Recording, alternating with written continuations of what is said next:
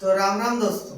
देखिए आज हम लोग फिर से एक तड़कते भड़कते वीडियो के साथ आ गए हैं। ठीक है, जैसे ही मैंने पहले ही अपने वीडियो पर कहा था कि उस वीडियो में मैंने किस पे लोकसभा पर चर्चा किया था, तो आज का वीडियो जो होगा वो राज्यसभा पर होगा और राज्यसभा के साथ साथ हम लोग नए संसद भवन के बारे में भी चर्चा करेंगे। ठीक है, तो आप इस वीडियो पर कंटिन्यू रहिए और आशा करता हूँ कि ये जो वीडियो होगा आपके लिए बहुत ही ज्यादा इंफॉर्मेटिव होगा। चलिए शुरू करते हैं। तो देखिए आज हम लोग राज्यसभा के बारे में पढ़ेंगे।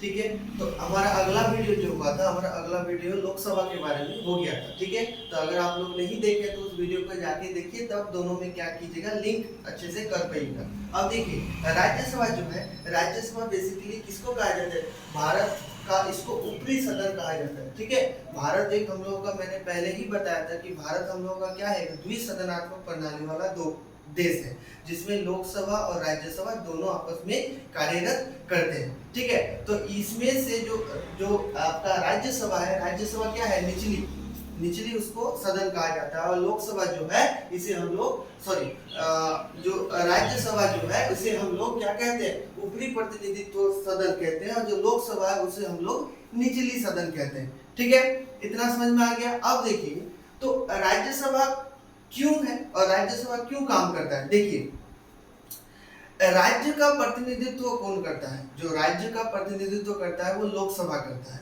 ठीक है, लोकसभा राज्य का प्रतिनिधित्व करता है। अब जो राज्यसभा है, राज्यसभा भी राज्य का प्रतिनिधित्व करता है, लेकिन वो क्या करता है, वो एक बृहत रूप से यानी संघीय रूप से हर एक राज्य उसके पास अपना है, उसके उसको उसके लिए उसके हितों की रक्षा के लिए ये क्या करते हैं, काम करता है। और एक चीज है, इसे हम लोग क्या कहते हैं, इसको हम परीक्षण करने के लिए भी कि कहाँ बैठते हैं, इसको परीक्षण करने, कोई भी मान लीजिए कोई भी कानून अगर लोकसभा में पारित हो जाता है, कोई भी कानून अगर लोकसभा में पारित हो गया तो वो एक बार परीक्षण के लिए किसके पास जाएगा, राज्यसभा में जाएगा। कोई भी कानून अगर लोकसभा में पारित होता है तो उसको राज्यसभा में भी पारित होना उतना ही जरूरी है। अगर वो राज्यसभा में पारित नहीं होता है तो उस कानून को आगे हम बढ़ा नहीं सकते। ठीक है, तो हम लोग को ये पता चल गया क्या, कि राज्यसभा जो है भारत का एक ऊपरी सदन है। ठीक है, राज्यसभा जो है, लोकसभा जो है वो निम्न सदन है। ठीक है, अब इसके सदस्यों की संख्या के बारे में यहाँ पर डिटेल पूर्वक हम देखते हैं। देखिए राज्यसभा अधिकतम सदस्य कितना है, 250। ठीक है, राज्यसभा का अधिकतम सदस्य है 250। ठीक है, लेकिन वास्तविक सदस्य जो है वह 245। ठीक है, फिर हम लोग आते हैं इसके सदस्यों में मनोनीत और निर्वाचित, ये अधिकतम में कितना है, मनोनीत होते हैं 12 और निर्वाचित होते हैं 238। अब मनोनीत के बारे में भी हम आ रहे हैं। देखिए मनोनीत जो होते हैं वास्तविक में वो 12 के 12 ही होते हैं, निर्वाचन में 233 हो जाते हैं। ठीक है, उसके बाद राज्य 230 होते हैं और केंद्र शासित प्रदेश से कितना मिलता है, 8। ठीक है, राज्य से 230 और केंद्र शासित प्रदेश से 8। ठीक है, अब केंद्र शासित यहाँ पर देखिए राज्य 225 और केंद्र शासित प्रदेश 18, जिसमें से दिल्ली, जम्मू कश्मीर और पुडुचेरी में 1, जम्मू कश्मीर में 4 और दिल्ली में 3। ठीक है, अब हम आते हैं राष्ट्रपति द्वारा मनोनीत इन 12 सदस्यों के बारे में। ठीक है, राष्ट्रपति क्या करता है, 12 सदस्यों को मनोनीत करता है। क्यों मनोनीत करता है, उसमें से बहुत सारे खेल जगत के, कला जगत के, साहित्य जगत के, ठीक है, इन सभी विशेष क्षेत्रों में विशेष काम करने वाले लोगों को वहां पर दिया जाता है। क्यों, क्योंकि ताकि उन अपने अपने क्षेत्र में वे लोग उनकी बात को रख सके, कहां पर किस चीज का जरूरत है और उसको बढ़ावा एवं प्रोत्साहन देने के लिए और हम लोग क्या क्या आगे कर सकते हैं, इसके बारे में वे लोग ही बेहतर जानेंगे, क्योंकि उसी फील्ड में वे लोग काम कर चुके हैं। इसीलिए वे राष्ट्रपति जो होते हैं 12 सदस्यों को इसमें मनोनीत करते हैं। ठीक है, जैसे सचिन तेंदुलकर जी जो थे, इन्हीं सदस्यों में एक थे जिन्होंने खेल को बढ़ावा देने के लिए खेल से वहां गए थे। ठीक है, अब देखिए, अब इस साइड आते हैं। देखिए 12 सदस्यों को नामांकित होता है, इसके बारे में तो हमने बता दिया। फिर है देखो, राज्यसभा के सदस्य 6 साल के लिए चुने जाते हैं, जिसमें 1/3 सदस्य हर 2 साल में सेवानिवृत्त हो जाते हैं। यानी यहाँ के सदस्य कितने होते हैं, 6 साल के लिए चुने जाते हैं। ये एक अस्थायी सदन नहीं है, ये स्थायी सदन है, ये चीज याद रखिएगा। ये क्या है, स्थायी सदन है। ठीक है, तो ये क्या होता है, ये 6 साल के लिए चुने जाते हैं और फिर 1/3 सदस्य जो होते हैं, 1/3 सदस्य उसमें बाहर हो जाते हैं, 2 साल में ही वे सेवानिवृत्त हो जाते हैं और पुनः कोई ना कोई उसके बिहाफ पर आते रहते हैं, ठीक है। यानी ये क्रम जो है ये निरंतर चलता रहता है। देखिए हमारे अभी वर्तमान के राज्य के सभापति कौन है, ये है जगदीप धनखड़, ठीक है। ये क्या है, जगदीप धनखड़। और उपसभापति कौन है, हरिवंश नारायण सिंह। उपसभापति जो है वो है हरिवंश नारायण सिंह, ये याद रखने योग्य है। फिर अब देखिए यहाँ पर क्या होता है, हम लोग किसी भी भाषा का प्रयोग कर सकते हैं, किसी भी भाषा का 22 भाषा, टोटल हम लोगों का कितना ऑफिशियल लैंग्वेज है, 22 लैंग्वेजों का हम लोग उपयोग कर सकते हैं। कहाँ पर, राज्यसभा में। राज्यसभा में अगर हम लोग क्या करते हैं, भाषण देते हैं, तो हम लोग 22 भाषाओं का उपयोग कर सकते हैं। देखिए इसका जो पहला सत्र शुरू हुआ था वो हुआ था 13 मई 1952 को। 13 मई 1952 को इसका पहला सत्र जो है वो शुरू हुआ था। अब देखिए सदन के नेता कौन है, सदन के नेता है पीयूष गोयल, इसके बारे में भी हम आते हैं डिटेल पूर्वक। और विपक्ष के नेता कौन है, मल्लिकार्जुन खड़गे, ठीक है। तो सदन के नेता और विपक्ष के नेता में हम क्या क्या हम जानते हैं। देखिए दो तरह के नेता होते हैं, एक जो हम लोगों के ऊपर रूलिंग करते हैं, ठीक है।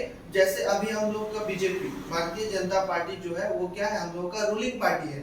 तो उसकी उनसे एक सदस्य मनोनीत होके जाते हैं जो उन्हीं के बिहाफ पर काम करते हैं, जिसे सदन का नेता कहा जाता है, जो है पीयूष गोयल, ठीक है। जो कौन है, पीयूष गोयल। और विपक्ष के नेता जो है वो मल्लिकार्जुन खड़गे, जो किससे आते हैं, कांग्रेस से आते हैं, ठीक है। तो यही दो जो नेता हैं एवं दो जो पार्टी है, सबसे बड़ा पार्टी है कहाँ का, भारत का। तो वही दोनों काम करते हैं, पक्ष का और विपक्ष का। मैंने पहले भी कहा था कि पक्ष का और विपक्ष का काम क्या होता है, हमारे दूसरे वीडियो में मैंने कहा था।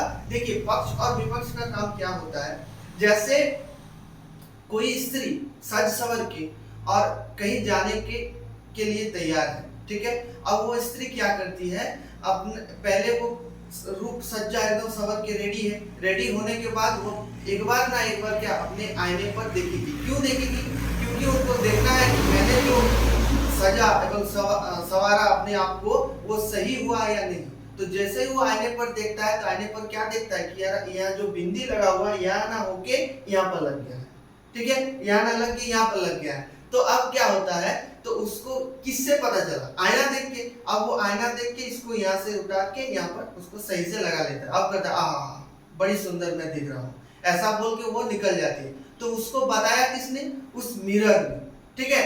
तो पक्ष और विपक्ष का काम भी ऐसा ही होता है हमारे देश में। जैसे पक्ष हम लोगों के लिए काम करता है, वैसे ही विपक्ष उन लोगों को आईना दिखाता है कि देखो बाबू ये जो काम तुम कर रहे हो, काम तुम्हारा गलत हो रहा है। अगर तुम ये काम सही रूप से नहीं करोगे तो मैं आवाज उठाऊंगा, मैं लोगों को एक संगठित करूंगा, संगठित करने के बाद मैं आवाज उठाऊंगा, ठीक है। जैसे हमारी सरकार, मोदी सरकार ने क्या किसान बिल को पारित किया था, ठीक है। लेकिन विपक्ष ने उसको हंगामा करके वो किसी भी तरह से उसको निरस्त कर दिया।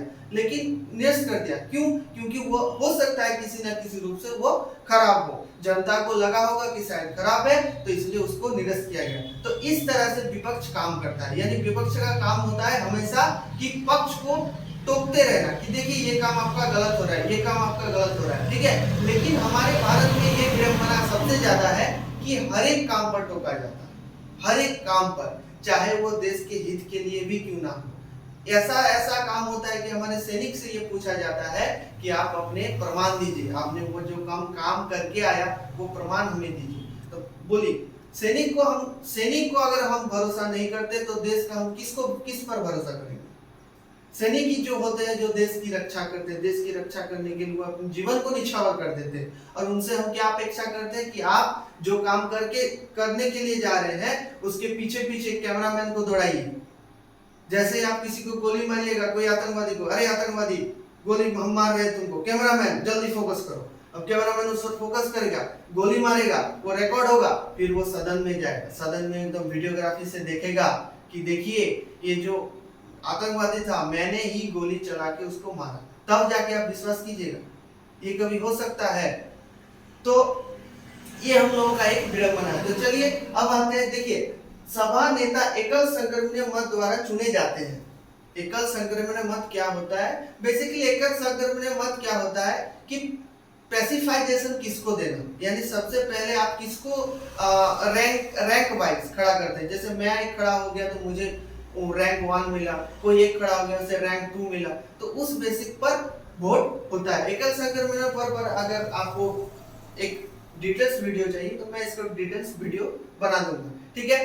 तो देखिए राज्य सभा का ये जो कॉन्सेप्ट था, ये कॉन्सेप्ट बहुत ही बेसिक सा कॉन्सेप्ट है, ठीक है। अब हम लोग अपने नए सदन के बारे में कुछ जानकारियां प्राप्त करते हैं।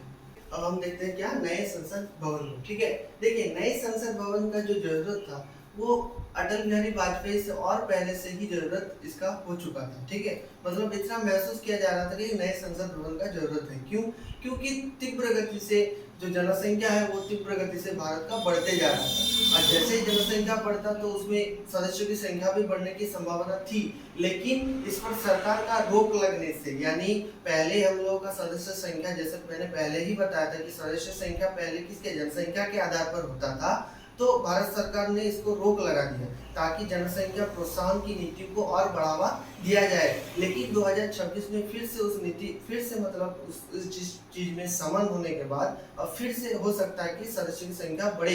इसी को ध्यान में रखते हुए अब इस नए संसद भवन का, पार्लियामेंट हाउस का निर्माण करवाया गया। देखिए अब हम देखते हैं जो नए संसद आर्किटेक्ट कौन थे। आर्किटेक्ट जो थे वो बिमल पटेल ने उनका निर्माण कार्य कब 2019 में शुरू किया था, ठीक है। देखिए इसका जो संरचना है, इसका संरचना जो पुराना संसद भवन था वो क्या गोलाकार था, ठीक है। पुराना संसद भवन क्या था? गोलाकार था। लेकिन जो नया संसद बना है वो क्या, वो मेरा एक त्रिभुजाकार बना है। क्या बना है? एक त्रिभुजाकार जैसा बना है, ठीक है, नए संसद भवन। तो नए पुराने संसद भवन के तर्ज पर ही नए संसद भवन को निर्माण करवाया गया है, ठीक है। अब देखिए इसमें 3 द्वार है, इसमें 3 द्वार क्या क्या, एक है ज्ञान द्वार, शक्ति द्वार और कर्म द्वार। ज्ञान द्वार, शक्ति द्वार और क्या, कर्म द्वार। इन 3 द्वार इस पे किया गया। देखिए इसको जो पूरा कॉन्सेप्ट जो है, ये पूरा कॉन्सेप्ट हिंदू माइथोलॉजी पर आधारित है, ठीक है। जैसे राजदंड द्वारा प्रधानमंत्री जी का स्वागत होना, फिर विधि विधान द्वारा हर एक प्रांत के पंडित एवं हर एक प्रांत के जो भी धर्म हम लोग अपनाते हैं, हर एक धर्म के लोग यहीं पर मौजूद थे और हर एक के अलग अलग तरह से रिचुअल करके और इसको क्या किया गया, इसको अपनाया गया, ठीक है। तो इसका अर्थ क्या था? इसका अर्थ अपनाने का अर्थ ये था कि पौराणिक संस्कृति को हम धीरे धीरे क्या हो रहा है, छिन्न होते जा रहा है। तो पौराणिक संस्कृति को हम बचा सके और पौराणिक संस्कृति को हम फिर से अपना सके, इसके लिए सरकार द्वारा एक पहल किया गया, एक नए संसद भवन के तर्ज पर, ठीक है। तो देखिए लोकसभा की जो वर्तमान सीट है, अब हम आते हैं लोकसभा की जो वर्तमान सीट है, अभी हम लोगों ने पढ़ा कि 543, ठीक है। 543 सीट के बजाय 888 सीट होंगे, ठीक है। 543 सीट के बजाय 888 सीट होने वाले हैं। तो इतने सीटों की संख्या यहाँ पर बहुत ही कंजर्वेटिव, जगह बहुत ही कम था, लेकिन तो इतने बड़े संख्या को यहाँ पर अपनाने का जगह ही नहीं था, ठीक है। तो इस भवन को जब नया भवन बनाया गया तो उसमें एक विशाल भवन का निर्माण करवाया गया, आगे को सोचकर, ठीक है, ताकि आगे हम लोगों का आगे ये पुनः काम आए और पुनः इसका निर्माण हमें ना करवाना पड़े। इसी के तर्ज पर एक नया भवन को निर्माण करवाया गया। अब देखिए नए संसद का निर्माण केंद्रीय विस्टा पुनर्निर्माण परियोजना का हिस्सा है। केंद्रीय विस्टा पुनर्निर्माण योजना क्या है? वो योजना जो भारत में भवनों को एवं जो ऐतिहासिक भवन है, ऐतिहासिक भवनों का सर्वेक्षण करके और उसके बिहाफ पर अगर अलग बनाना है या कैसे है, नहीं है, किस तरह का यहाँ पर कमियां हैं और किस तरह का यहाँ फैसिलिटीज दिए जा सकते हैं या इसको पुनर् निर्माण करवाया जा सकता है, रेनोवेटिव करवाया जा सकता है, इन सब का हिसाब किताब कौन रखते हैं? केंद्रीय विस्टा पुनर्निर्माण परियोजना, ठीक है। देखिए इसका आधारशिला कब 1 अक्टूबर 2020 को रखा गया था। इसका आधारशिला जो है 1 अक्टूबर 2020 तथा निर्माण कार्य शुरू हुआ था 10 दिसंबर 2020, ठीक है। कुल भूमि क्या है? 7 लाख वर्ग फीट। कुल भूमि जो है वो 7 लाख वर्ग फीट है और इसका जो निर्माण कार्य 10 दिसंबर 2020 को शुरू हुआ था, ठीक है। संयुक्त सत्र के सदस्य बैठ सकते हैं कितना?